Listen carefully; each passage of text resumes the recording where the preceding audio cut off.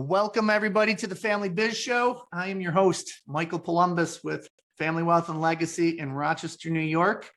We have an awesome show lined up for you today. We're going to be talking about planning considerations for the family enterprise. And we've got Gary Katz and Jerry Stack with us. And welcome, gentlemen. Thank you, Mike. Glad to be here. Mike. I got you. What we typically do is love to have each of you kind of introduce yourself, give us a little bit about your journey, how you got to where you are today, and especially, the times that, working with family businesses through your career. And then we'll dive in and we'll start asking you some questions about some of the technical things that are going on in the world today. It's a big year in front of us, isn't it? Yes, it is. Jerry, you want to go first and I'll follow up with my introduction? Yeah, absolutely, Gary. Glad to. So I'm Jerry Stack. I'm a lawyer with the law firm of Barclay Damon in Syracuse, New York. I graduated from Syracuse University College of Law many years ago. Then I went on to the University of Florida to get a master's degree in tax law. And I returned to Syracuse, where I've lived my entire life to practice law, first with a law firm called Hancock and Estabrook. And then I switched over to Barclay Damon about 16 years ago. So my practice has focused on closely held businesses, sales and acquisitions, as well as estate planning for owners. I've been around long enough now that I represent the grandfather, the parents, and now the grandchildren in family businesses. So it's been a big part of my practice for the 40 plus years that I've been a lawyer. And so I'm glad to be here. Thanks for having me, Mike. Great. Thanks for joining us. Mr. Katz. Jerry, I don't know how that's possible when you just turned 39. I wish. That's a long time ago. Let me tell you, a long time ago. So a quick introduction. Myself, my name's Gary Katz. I'm with SageMark Consulting. I'm a wealth preservation specialist. I will be with SageMark Consulting. I can't believe it, but on April 26th, which is coming up real soon, it'll be 33 years. And I, like Jerry, started when I was 6 years old. So what I do is the financial planning aspects of wealth transfer, wealth preservation, business succession. And what I do is I help people transfer their assets to who they want, when they want, in the manner that they want, protecting the people that they're transferring their assets to, and reducing the taxes. And boy, I wish it was as easy as just what I just said, but it's a highly complex process. Michael and his clients and Jerry, Michael and I act as the architects from a financial perspective, because the whole process is as much a financial process as a legal process. We don't replace people like Jerry. We collaborate real closely with people like Jerry. The financial and legal and accounting process all has to collaborate and work together. So that's a quick introduction on me. Great. Again, thank you both for joining us. This was, when we started to book this show, it was back in 2019 or 2020. We started talking about getting the two of you on here. I'm glad to get you here because this is a year that is just packed with changes, probably bearing down on us. Sometime this year, there's some proposals on the table right now. And so we're going to dive in and talk about some of those things that are going on. I want to kick us off. There's 8 questions that, Gary and I have talked about, and Jerry, I'm sure that we'll get your feedback and your input on these things that just about every business owner, should be talking about and asking themselves. And so what I thought I would do is just kind of, I'm going to just quickly hit the 8 questions. Not everybody can see them. If you wanted to, you could reach out to Gary or myself, and I'll get you a copy of this, but feel free, to listen in here carefully. Here's the 8 questions and we'll just dive into them. 1, have you decided when you want to exit from your business? You should be asking yourself this question on an annual basis. Have you decided what amount of cash or annual cash flow you will need to exit to support your preferred lifestyle? Have you decided to whom you want to transfer your business? Do you truly know how much your business is worth today? Do you know how to sell your business to an outsider and pay the least amount of taxes? Jerry, we're going to have you chime in on that one a bunch. Do you know if your business is even marketable? Do you have a plan for your business if the unexpected happens to you? And have you taken the steps to protect your family's wealth? And so, what I thought I'd do is, Gary, why don't you chime in on a few of those pieces, maybe some of the ones that, as I've said them, you thought about and you're like, these are some of my favorite things to talk about. And then I'll flip it over to Jerry to do the same. Sure. Thanks, Michael. So the first question, have you decided when you want to exit from your business? That is really a financial independence question. So one of the most difficult parts of looking at things when you're a business owner is all business owners divide what their living expenses, the business covers a bunch of them, and they have some of those things covered personally. So for the things that the business covers, you got to do an inventory, because those things, depending on what the tax rates are going to be different costs after taxes. So if your cars, your country club, your boats, dinners, travel, et cetera, whatever the business is paying for, if you pay for that personally, that's going to be $1.30 to $1.40 more. So really the first part of deciding when you want to exit your business is, what do you need for your financial independence, and what is your value gap for your preferred lifestyle? So that to me is the first step in that planning, because a lot of people that Mike and I know we've spoken to and worked with, they don't know what their actual expenses are if they don't have the business covering a bunch of them.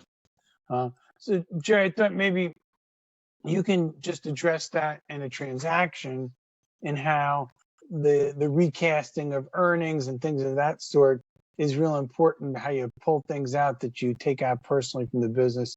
And then I'll come back to some of those questions. Yeah, no, that's right. And the only thing I'd add to what you said, Gary, is have you got a plan what you're going to do in retirement? It's probably true with your clients as well. I've had so many clients retire and then a couple of years later saying, it wasn't quite what I expected. Maybe I was a little too early pulling the plug. So you really got to think through on a personal level whether you're ready to take that step back in retirement. Just with that, we have a checklist, 10 questions you need to think about. We have both the owner of the business and the spouse of the owner fill that out, and it talks about the things you'll do charitably, what you'll do socially, what are you going to do for intellectual stimulation. We have 10 questions, and we'll forward that to everybody. But we always have people go through that exercise even before they look at the financials. Great observation, Jerry. Yeah, no, that's an excellent suggestion on your part. So, when you take the money out, you can take it out either as a tax deductible item, or it comes out as either a dividend or distribution, depending on the type of business that you have. And so we try to generally take money out on a tax deductible basis, simply because you avoid the double tax, but it's difficult sometimes to recast, particularly personal expenses as business expenses. So typically, you increase the compensation, set up a deferred compensation plan to fund things after retirement, or items like that in order to get tax deductible for the money you're pulling out, as opposed to pulling it out with pre-tax dollars. Great. Jerry, I'm going to bounce around on some of these questions, and we don't need to go in order, and we don't need to hit them all because we've got, just a limited amount of time here. But when one of the questions is, do you truly know how much your business is worth today?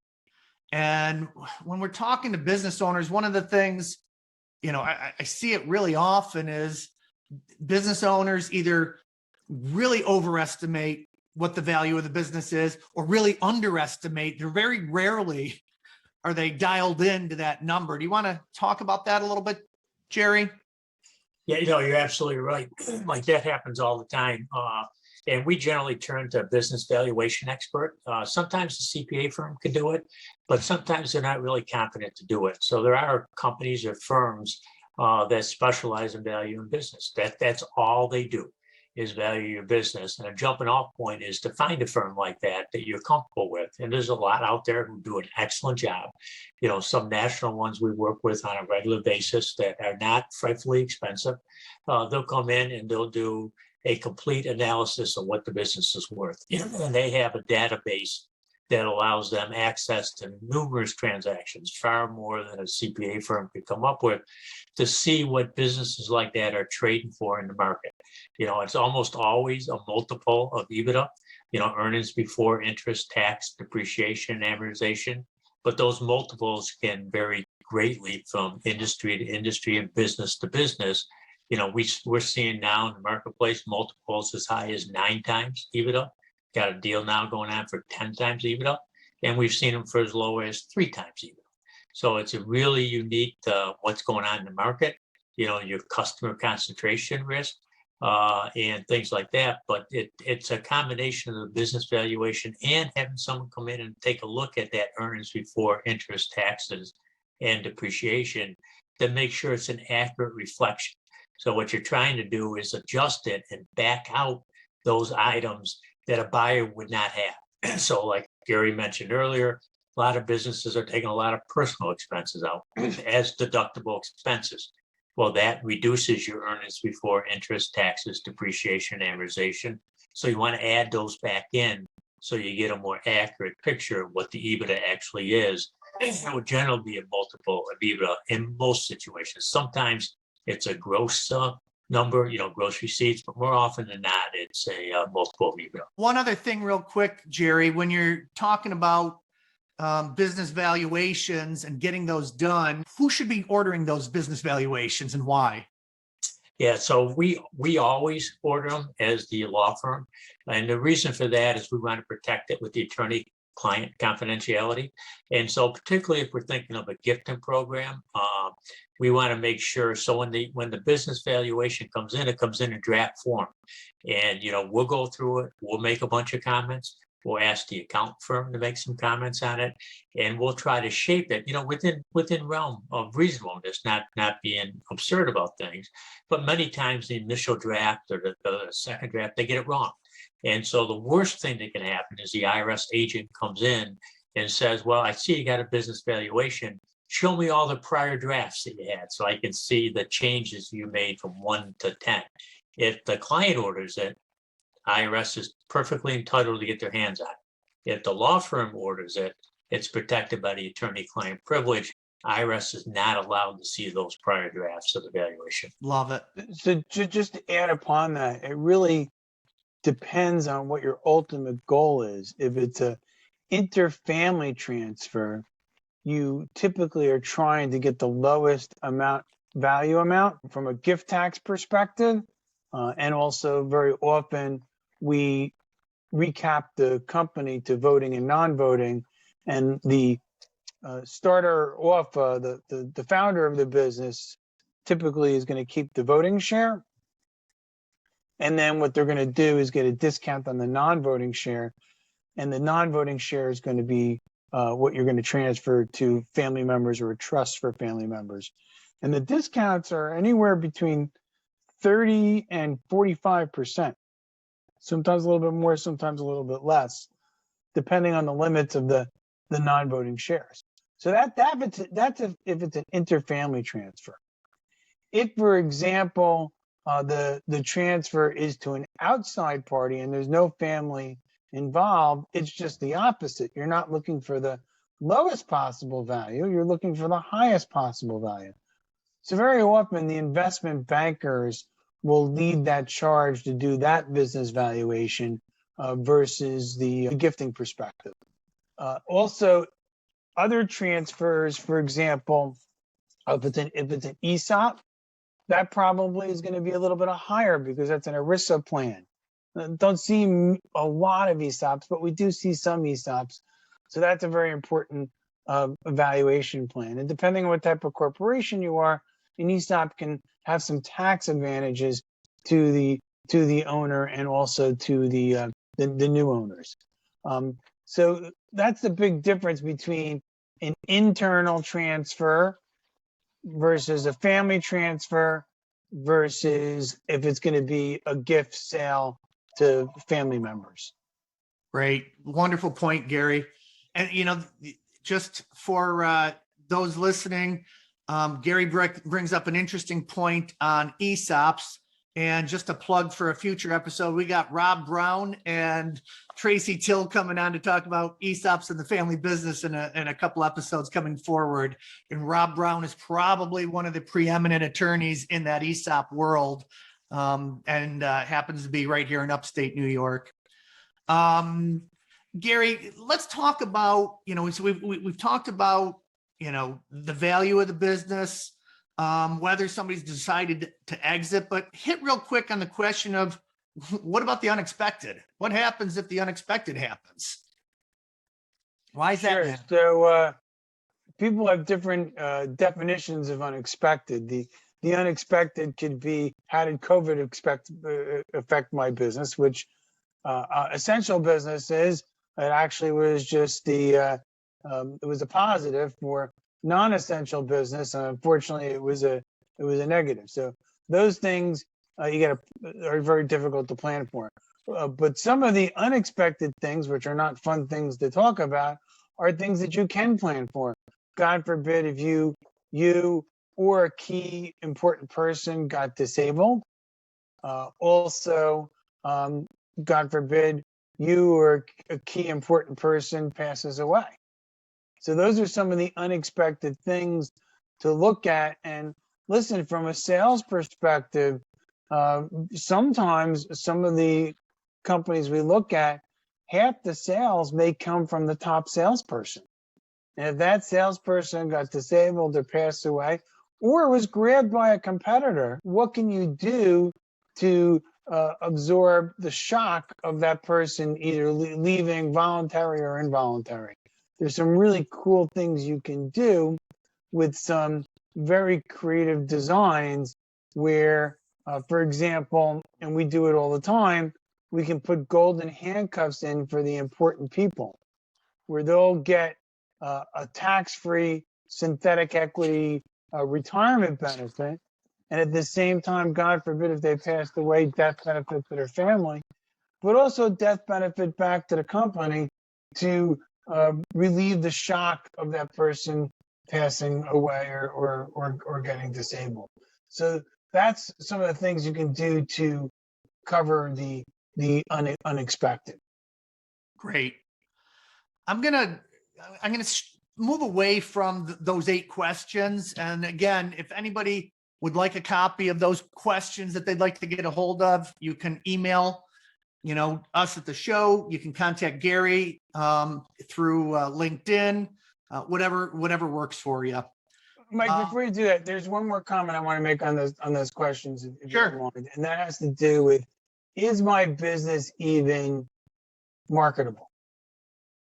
And we have outlets through our organization where we can do a marketability assessment, no cost at all to the client. And we have literally 25 different M&A firms that our firm, Lincoln Financial Advisors, Sagemore Consulting, has done due diligence on. And we can do a free marketability assessment where those investment bankers that's appropriate for their industry can give an idea of what the business is worth.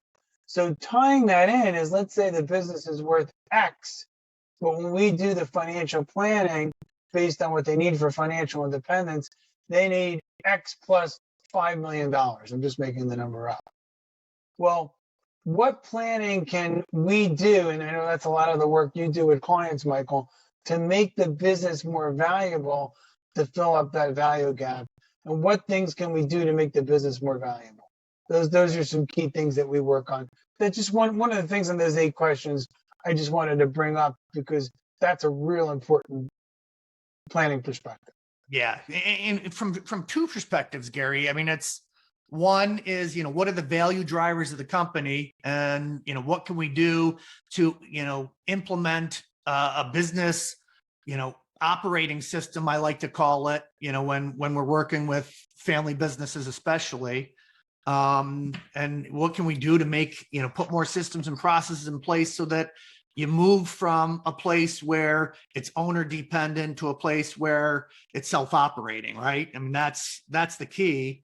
But then the other piece is, through the network that we have in the, in the M&A world, one of the things that has happened more frequently than I think people expect is when they do, when it's time to take the family business out to market, we don't have a family member that's ready to run this, or a family member that wants to run the business. It's just time.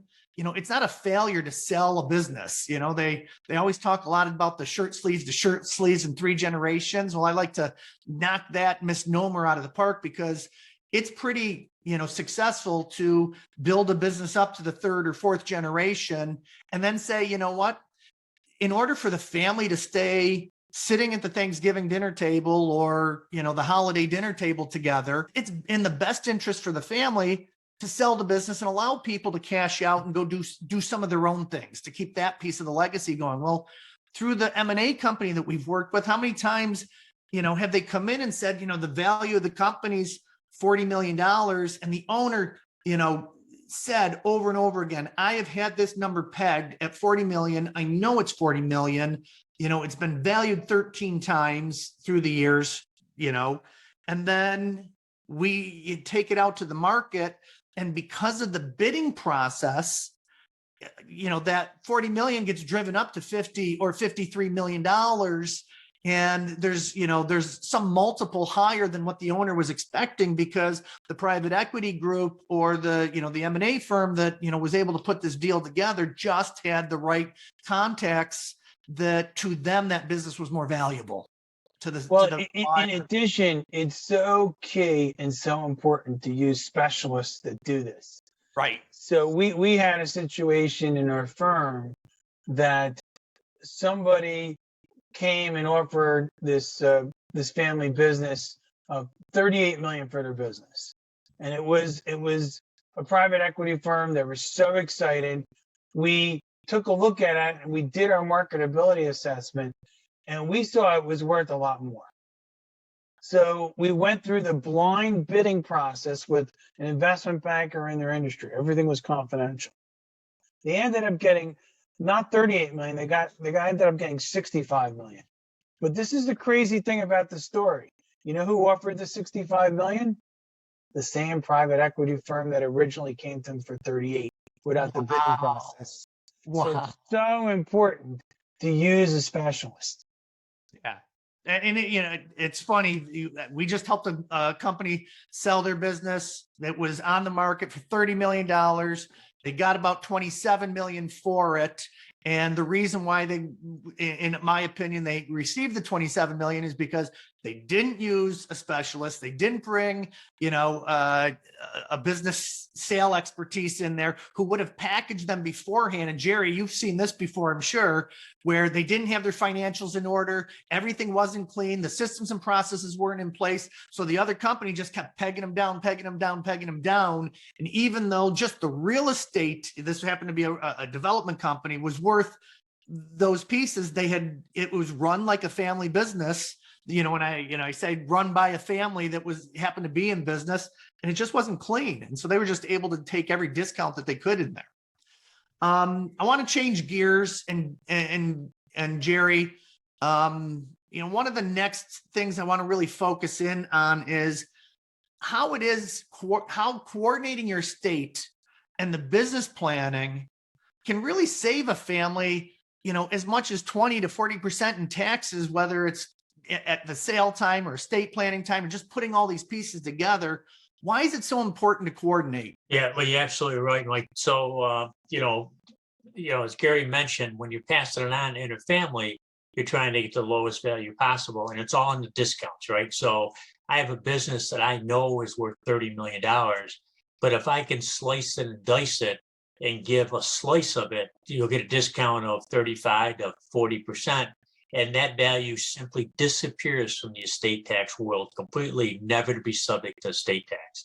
So, with the estate tax, definitely going to change, definitely going to go up. I know we haven't talked about that much, but, the proposal in Congress that Bernie Sanders has put forth, and he's head of the, the finance committee in the Senate now, scary as that may be to business owners, his proposal is to increase the top rate to 60% from the current 40%. The estate tax rate, and to do away with the step up in basis, which is another tax on top of it. And when you add the New York tax, which soon will go from 16 to 20% under legislation that's going to be passed in the next week or so, you could be talking about 60 to 70% of your estate disappearing in estate taxes if you don't plan properly. And if the business is your biggest asset, then you want to set up a mechanism where you can take advantage of those discounts, perhaps make gifts, but still find a way to have a string on it so that you or your spouse can potentially get the income in case there's a big home run that's hit somewhere down the road. And you decide, well, it's great, I said state tax, but I haven't got enough money to live on now. I want some of it back. So there are all ways to do that. You just have to be careful, think through what you're really trying to do. As I'm sure with you guys, particularly when you talk to a client, you're telling them, let's not let the tax tail wag the dog and give away so much that you're impoverishing yourself with no way to get it back. But it is critical to do it, or else you're going to lose just a ton of money if something should happen before you do stuff like this. Great. Gary, anything to add to that? No. Well said.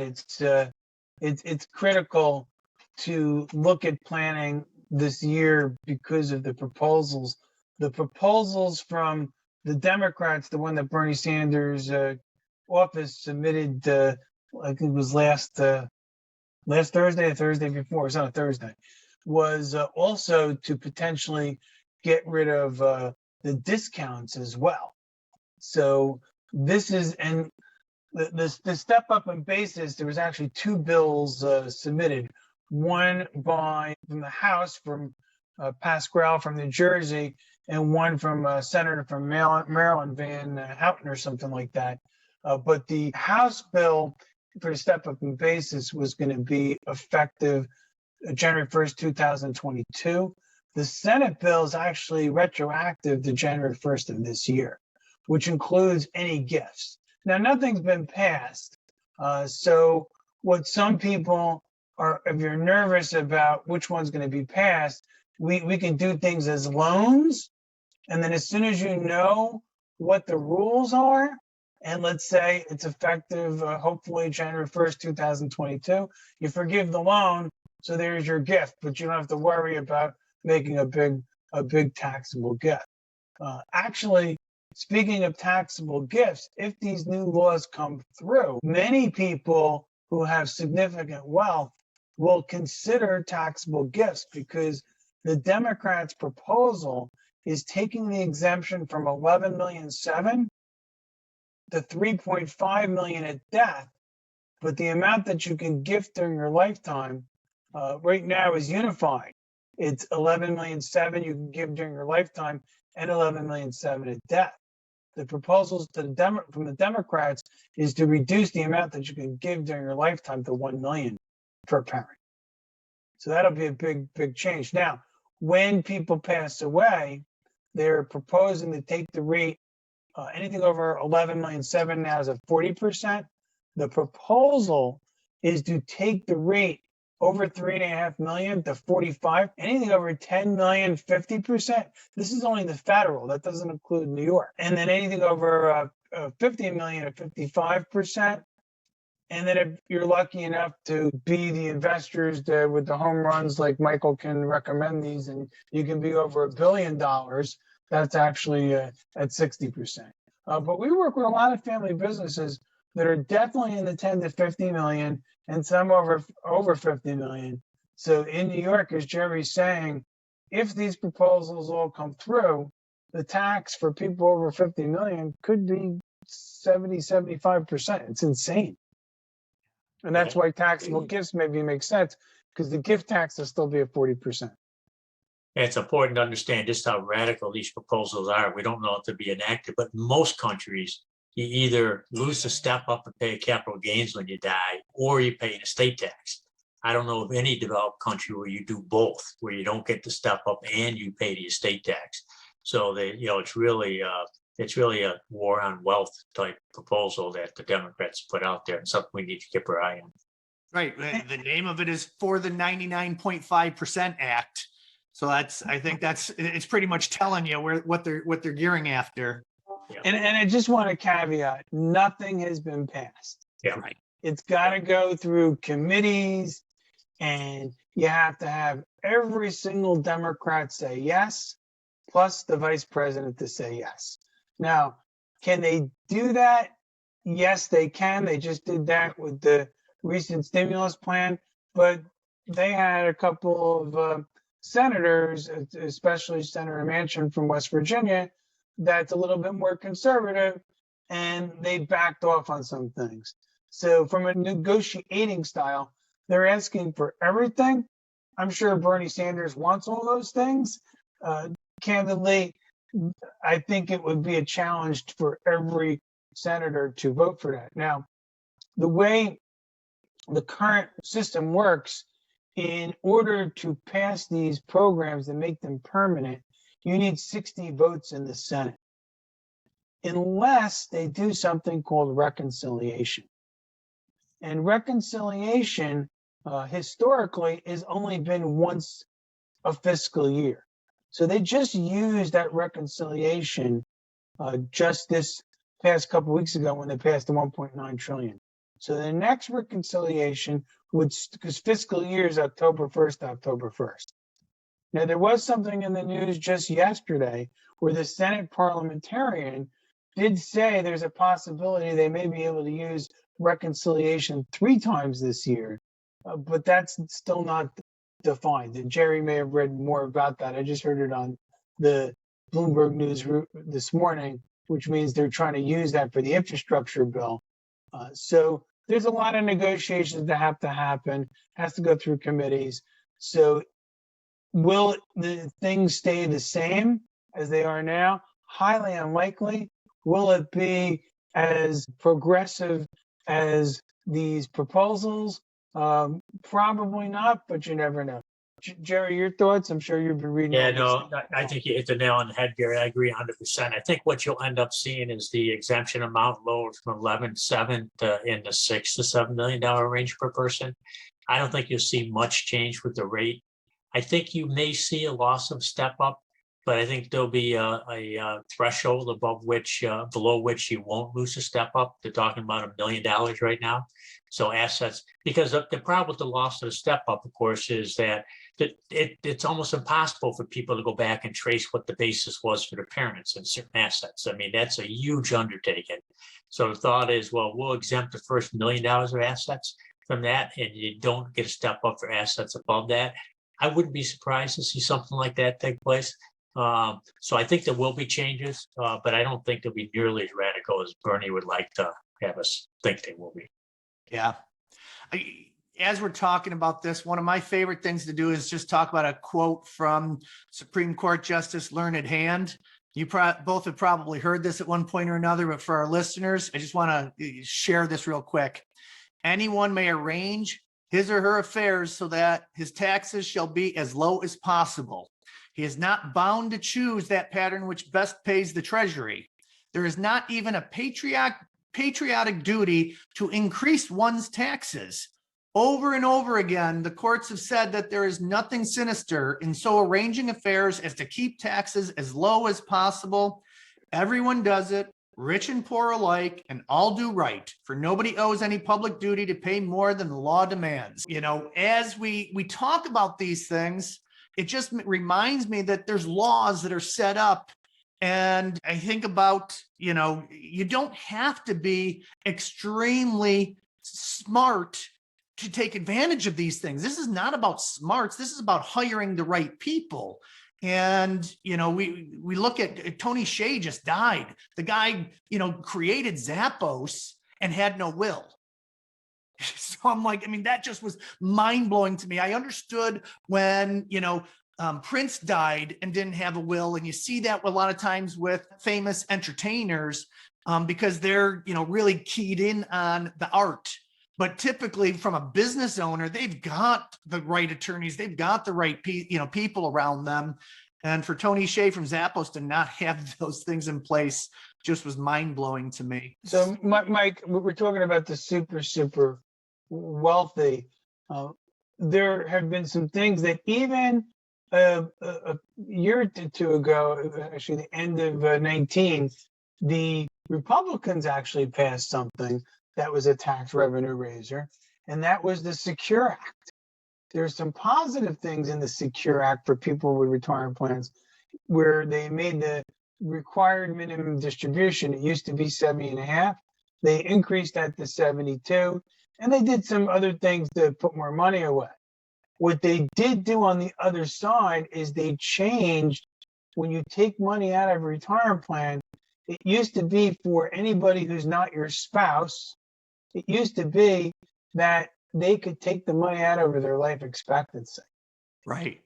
The rules have changed. Now, there are some exceptions to the rules where they can still take it out over their life expectancy if they're under 18, if they're disabled, if your spouse is more than 10 years younger than you, a couple of things like that. But for the most part, most of the clients that we work with that have accumulated funds in their retirement plans, their spouse is the beneficiary, and then the kids are the contingent beneficiary. So if you have to take the money out over 10 years, let me give you a quick example. Let's say somebody who's 62 years old has, and this is not something that's a rarity, has $1.5 million in their IRA from 401ks or pension plans and things of that sort. Well, they don't touch the money and they wait till 72.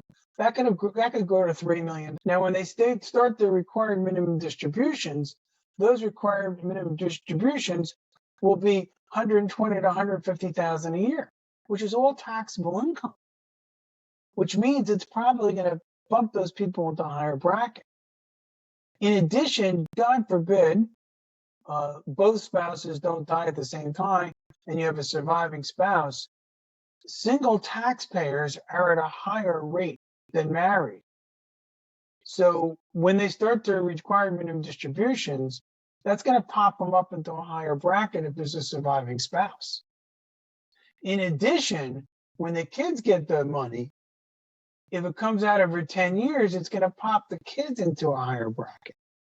So if somebody is exited their business and is retired, they sometimes between 62 and 72 are like in a sandwich where they're in a lower bracket. Well, what we're recommending for a lot of people is take a look at those retirement plans and maybe take distributions to take advantage of the low brackets before either you, your spouse, or your kids become in a higher bracket. So there's a lot of planning they do with that. But also I wanted to emphasize retirement plans, life insurance, annuities, all passed by beneficiary. So they're not controlled by the will. Yeah, so Jerry can put together the fanciest will made in the history of the state of New York and the city of Syracuse.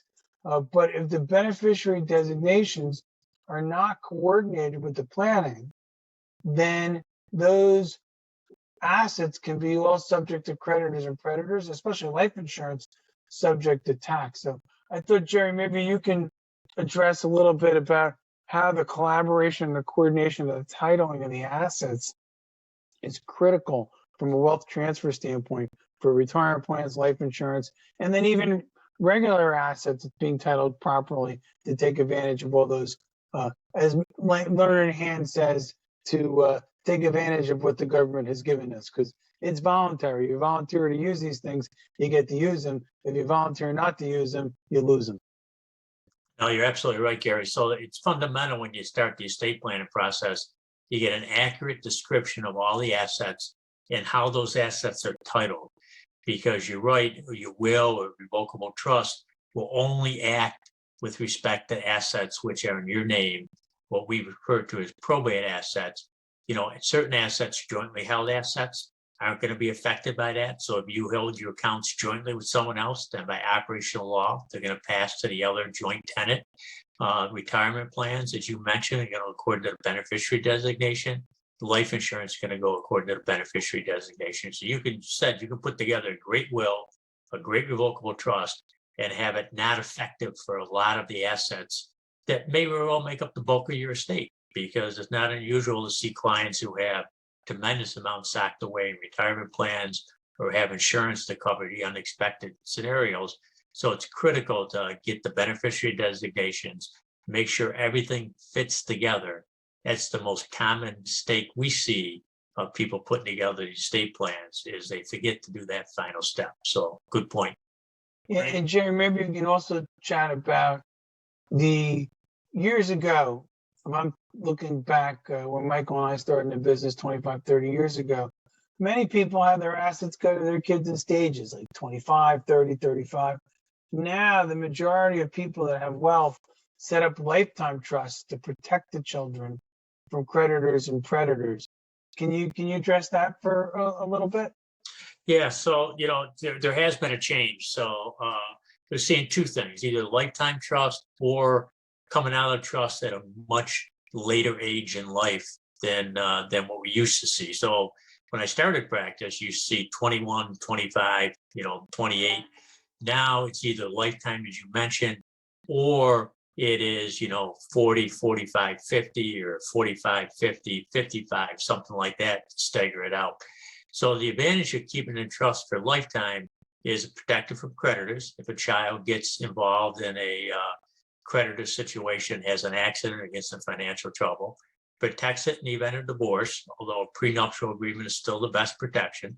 Trust is a backup and a good protection as well, because in almost every state, assets that you inherit from your parents are not considered marital assets in the event of the divorce unless you commingle them.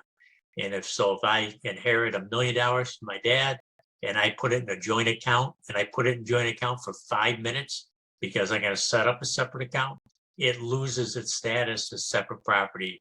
It becomes subject to the claims of my spouse in the event of I divorce. So a lifetime trust protects that situation as well. Plus, if you have the GST exemption, we don't know what's going to happen to that, because that was another proposal in Bernie's thing, is to do away with generation skipping transfers. But if you had a GST exemption, you can postpone that tax event on the death of the child into the grandchildren or the great-grandchildren, great-grandchildren die. So you can solve the estate tax problem your children may have if you do it correctly.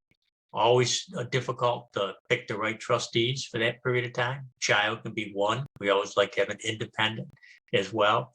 Generally give the child the right to remove the independent trustee, replacement, so not getting along.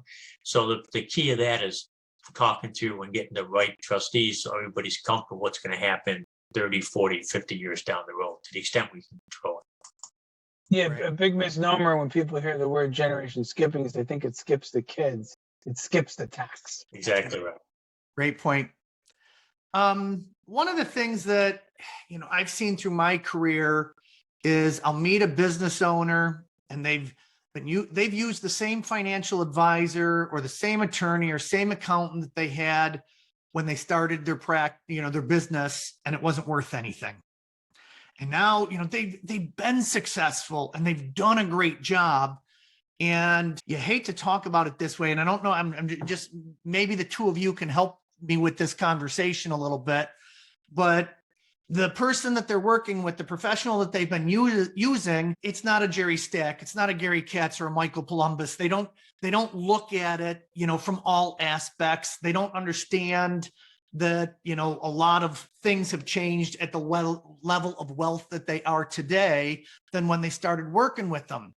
What are some questions people should be expecting their professionals to be asking them, or when should they start to question whether it's time for me to change what league I'm in? Well, it'd be, I think the jumping off point is always, what's the potential estate tax if I were to die today? And has your attorney or advisors projected it out for you?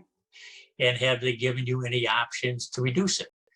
Because there's a menu of things that someone can consider if they're facing an estate tax. But first you need to know, are you facing an estate tax? Have you put together a financial snapshot of where you're at and what you expect is going to happen, and what is the potential estate tax? And it's due 9 months after both spouses die. How are you going to pay for it? And if you don't want to pay that amount in estate tax, or you don't want to get insurance to cover the amount of tax, what are the options that are available where I can make transfers and reduce that number to what it ought to be? Now, your advisors ought to be having that conversation with you initially, and then sitting down once a year or once every other year in the worst case scenario to see if everything's still on track, whether things change, what's changed in your life. But as important as that, have they sat down and talked to you honestly about where you want your estate to go and how do you want it to go? Because that's as important or more important than what the taxes are. Tell me where it is that you want your estate to go. Do you want it in trust for your children? Do you want it outright to your children? What about to the spouse? Should it be in trust? Should it be outright? What's the advantages and disadvantages? When would you consider a trust for the spouse? When you may not consider it? Those are the conversations that ought to be taking place once a year anyways. And if they're not taking place, then maybe you ought to question whether you have the wrong advisor. Yeah, so just to add on that, I'm going to give a couple of analogies. So when you're getting a health checkup, you go to your internist. The internist hears something on your heart and says, okay, go to a cardiologist. Then the cardiologist listens to your heart, says, okay, try this medicine, that medicine. Oh, we see you have blockage. Now you have to go to a cardiac surgeon. So the world is a world of specialties, and it's a world of collaboration. When we work with a family, we're typically not replacing their other advisors. We're an add-on, and the specialists are add-ons. You're not going to, unless you work with a large firm that has all these different departments. It's a golf analogy. I don't play golf, but I do know what a mulligan is. If you don't do this right, you don't get a mulligan. If you pass away, Right. you didn't use these different tools. But it's a collaboration. So it's almost as crude as Michael. If you had something wrong with your heart, would you go to your podiatrist to save money to fix your heart? Right. Well, he's got a doctor. He's a doctor, or she's a doctor. Not So happening. it's funny because I'm working with a pediatrician that has been very fortunate that he bought the building, bought other practices. So significant net worth. And he was asking, can I go back to my original attorney? And we looked him up. We said, well, he could be on the calls. You can collaborate. But I'm going to ask you a question, doctor. You're a pediatrician. If a family member or a patient or a patient's parent says, I need open heart surgery, what would you say? Because I wouldn't do it. I'd kill them. So it's a world of specialty and collaboration. Once you get to a different level, you need specialists to bring it to another level. Not meaning you have to replace the original people. Right. They're add-ons to bring to the team, and it's a collaboration process. It is tough. It is tough. When you're talking on the attorney side or the accountant side or the financial advisor side, wherever that person sits, I tell people when you're looking at a financial advisor, the three things that kind of poke out at me is if they're not asking to read your trust and your will, the odds are they don't understand it. If they're not asking to read your tax return, they're probably, they don't understand it. And that's why they don't. There was a time 10, 20 years ago that I didn't ask people for their business, returns or the financials of the business because I didn't understand them. So I learned them so that I, could bring them in and coordinate those pieces. And the same thing would go for the buy-sell agreement.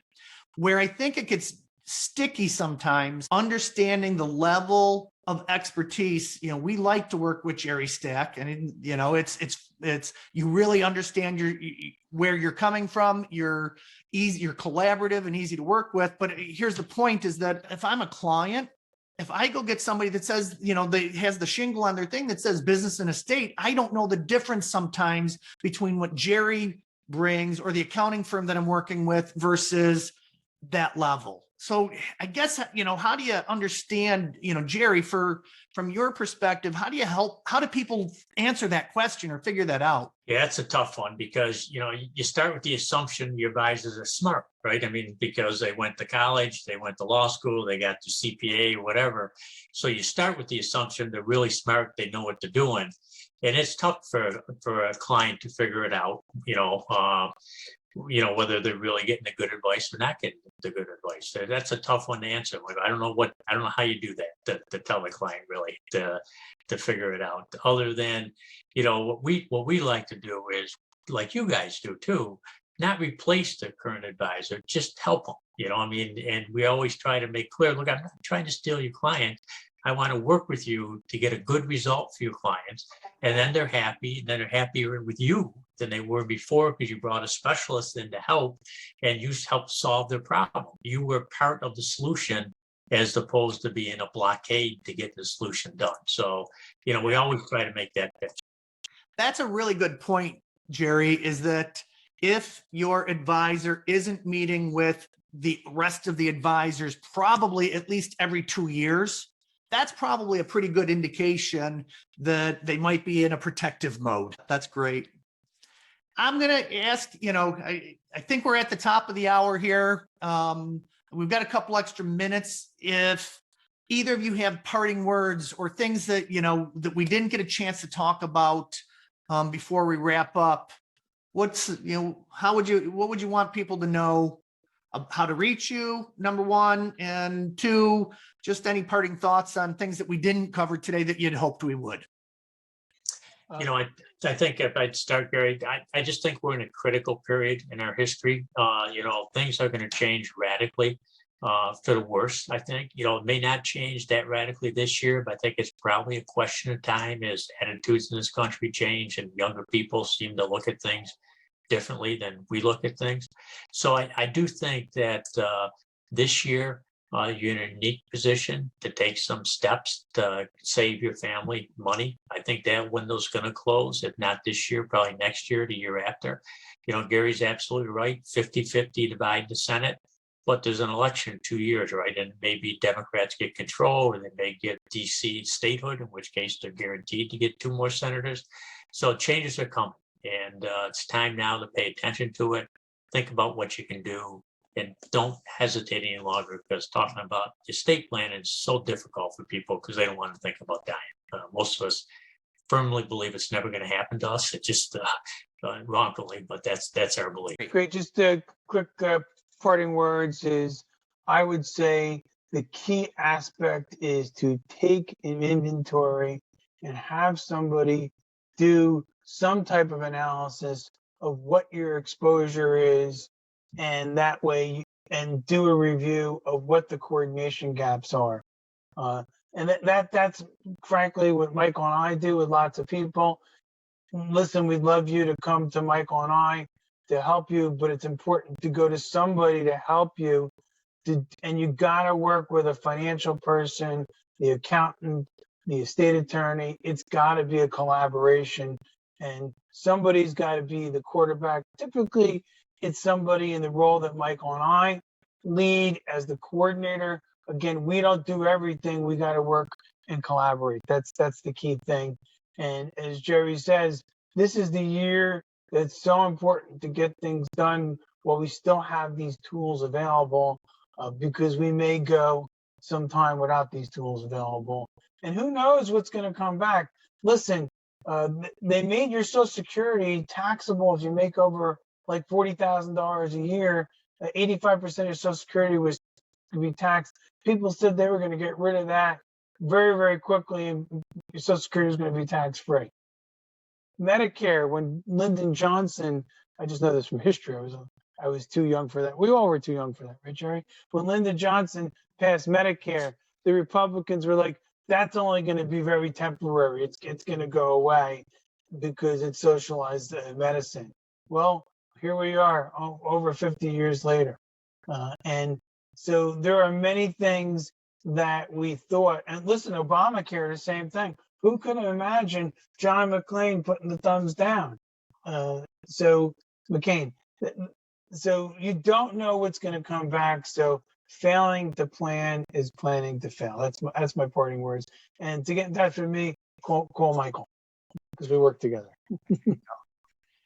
Well, thank you everybody for joining us on another wonderful episode of the Family Biz Show. I'm your host, Michael Columbus with Family Wealth and Legacy in Rochester, New York.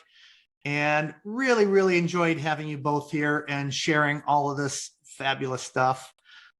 Be sure to check out further episodes, and you can enrich your learning when it comes to family businesses. Have a great day, everybody. Thanks, Michael. Thank you, Michael. Take care.